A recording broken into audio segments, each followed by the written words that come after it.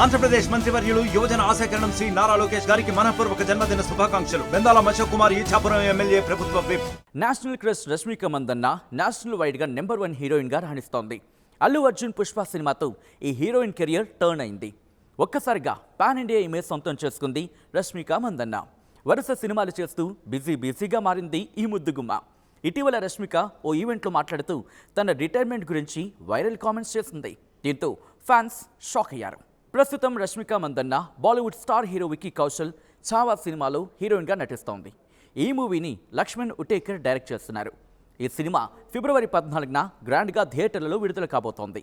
ఈ నేపథ్యంలో తాజాగా ముంబైలో Chhaava trailer launch release event నిర్వహించారు.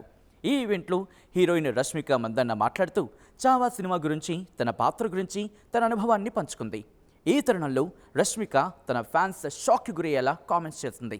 అదేంటంటే, ఛావా సినిమాలో సంభాజీ భార్య యేసుబాయిగా నటించే అవకాశం రావడం తనకు దక్కిన గౌరవంగా భావిస్తున్నానని, ఒక నటిగా ఇంతకు మించి ఇంకేం కావాలి అంటూ కూడా చెప్పుకొచ్చింది.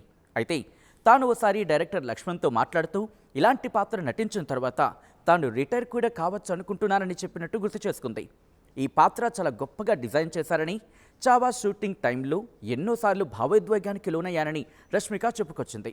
దీంతో ప్రస్తుతం రష్మిక మందన్న చేసిన ఈ కామెంట్స్ సోషల్ మీడియాలో వైరల్గా మారుతున్నాయి. దీనిపై రష్మిక ఫ్యాన్స్ నిజంగానే ఈ సినిమా తర్వాత నేషనల్ క్రష్ రిటైర్మెంట్ తీసుకుంటుందా అంటూ షాక్ అవుతున్నారు.